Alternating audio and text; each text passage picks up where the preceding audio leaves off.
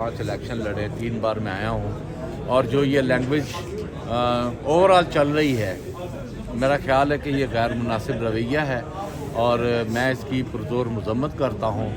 और फैसल वाडा साहब जो हैं, मादरत के साथ जब से पाकिस्तान बना है और जब से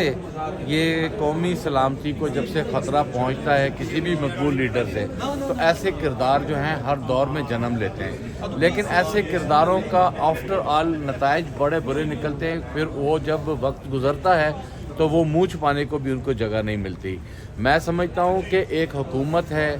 KPK में,